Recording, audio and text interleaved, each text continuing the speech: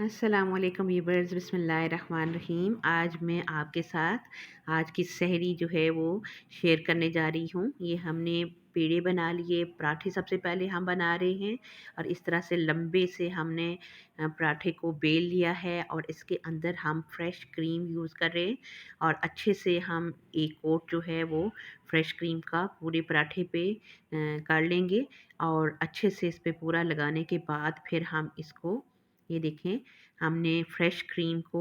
बहुत अच्छे से पूरे पराठे पे हमने लगा लिया है और अब हम इसको फ़ोल्ड कर लेंगे, पूरा अंदर की तरफ इसको रोल कर लेंगे और अब हम इसको हाथ की मदद से हमने इसको लंबा सा बना लिया है और अब हम इसको इस तरीके से रोलिंग करते हुए एंड पे इसके कॉर्नर को अंदर की तरफ मोड़ के तो बंद कर लेंगे और इसी तरीके से हमने सारे अपने पराठे जो है वो तैयार कर लिए हैं। फ्रेश क्रीम इनके अंदर हमने यूज़ की और अभी हमने पराठे सारे बेल लिए हैं और बाहर हम इसके ऑयल यूज़ करेंगे और अब हम पराठों को तलना शुरू कर लिया हमने और अभी हम इनको अच्छे से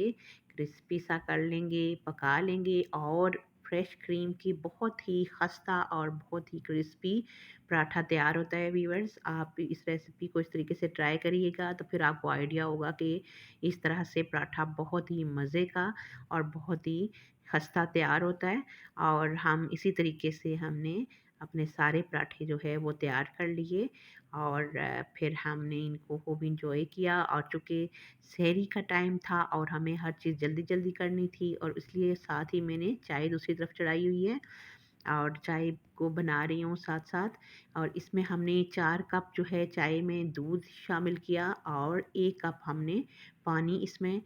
डाला क्योंकि हम ज़्यादा दूध वाली चाय पीते हैं और पत्ती हमने 1.5 टेबलस्पून डाली और उसके साथ 2 इलायची और 2 चुटकी सौंफ हमने इसमें कुचल के शामिल कर लिया और चाय को मैं जब तक अच्छे से पकाऊँ नहीं, जब तक कि उसका सही कलर नहीं आए, आधी कच्ची चाय मैंने कभी नहीं पी। बहुत सारे लोग हैं जो वो बहुत ज़्यादा उबाल के चाय नहीं बनाते और हाफ़ कुक पसंद करते हैं, पर मैं चाय को बहुत ज़्यादा पकाती हूँ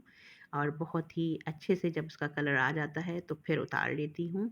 और फिर इंजॉय करती हूँ। और ये मेरी चाय जो है वो तकरीबन रेडी है और उसके साथ ही अब मैं ऑमलेट बनाऊँगी बच्चों के लिए और अपने लिए अंडा फ्राई करूँगी और बच्चों के लिए मैंने 1 टमाटर, 1 प्याज़ और हरी मिर्चें 2 और हरा धनिया थोड़ा-सा काट के बाउल में डाल लिया है और इसमें हम 3 एग्स का यूज़ करेंगे और अभी हमने एग्स जो है वो शामिल कर लिए हैं और आधे से कम थोड़ा-सा नमक टीस्पून हमने यूज़ किया और चिली फ्लेक्स भी इसी तरह से आधा टीस्पून क्योंकि हमने हरी मिर्च भी डाली हुई है, बहुत ज़्यादा स्पाइसी नहीं करना। और अब हम इसको कर रहे हैं अच्छे से मिक्स और फेंट लेंगे अंडों को, मिक्स कर लेंगे सब चीज़ों को और फिर उसके बाद हम मज़ेदार किस्म का ऑमलेट तैयार करेंगे। इससे काफ़ी दिन हो गए थे मैंने बच्चों को ऑमलेट नहीं बना के दिया तो उनकी फ़रमाइश पे बना रही हूँ। और ये हमने